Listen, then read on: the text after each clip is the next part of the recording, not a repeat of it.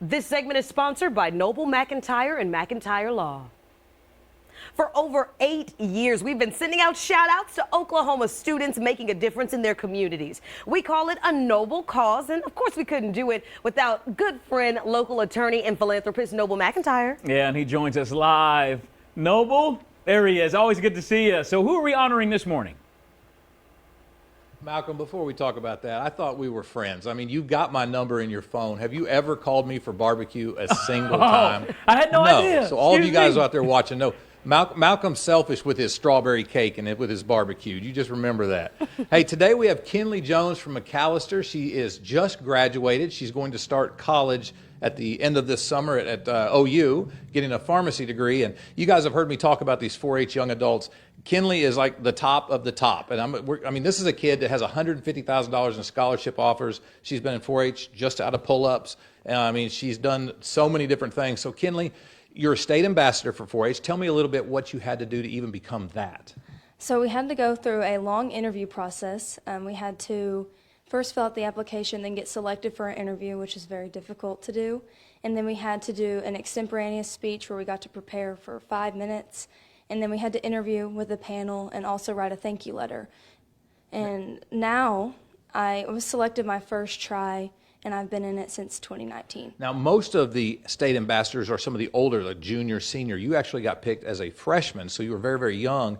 And as part of that, you have to tell what your story. You go around telling your 4-H story. Tell the viewers what your 4-H story is. So like he said, I got started when I was 9, and I've originally just started to be involved in something and to be able to do things in childcare, which was my project area. But as I got older, that built on the community service and the leadership opportunities I was able to experience.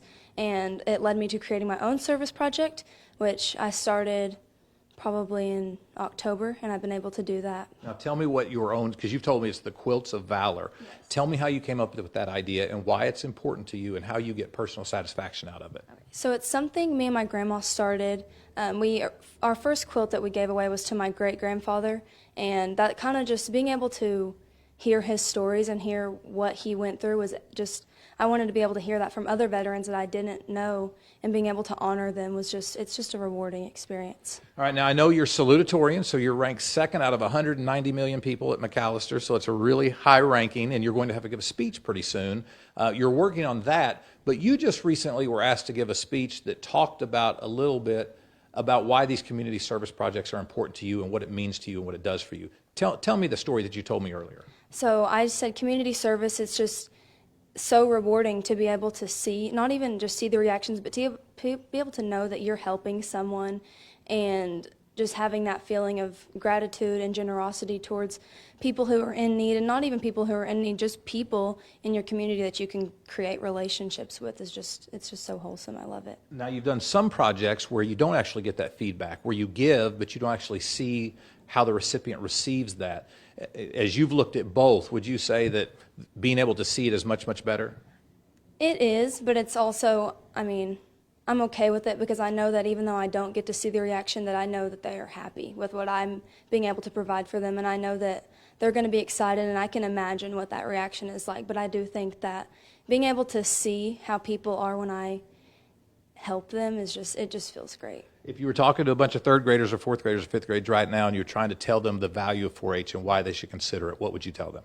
I'd probably start by sharing my story. That's what one of the roles in my state ambassador career has been, is sharing my 4-H story. But then I would just talk about all the opportunities that 4-H can provide and all the lessons I've learned through 4-H. I mean, I've been able to create endless amounts of opportunity hours and leadership, which has helped me with my scholarship applications, which I know they probably don't want to hear about that, but it's definitely helped me. But definitely talk about all the project areas that there is, and then once they find their project area, how they can grow on it. Well, what I like to do is honor young adults who are in 4-H who are doing different things, and so you are the Noble Cause winner for May. So I have that, and in addition to that, I have a check for you and a check for the Pittsburgh County 4-H. It's just my way of saying thank you, to keep it up. Guys, Kynli, another fantastic Noble Cause winner. I mean, they get better and better and better. Back to you guys. Thanks so much, Noble, and congratulations to you. Now, more about our sponsor, Attorney Noble McIntyre and McIntyre Law. They're experienced trial lawyers. McIntyre Law is located at 8601 Southwestern Avenue in OKC. And you can check them out online at McIntyreLaw.com. And get this, you can download their new app.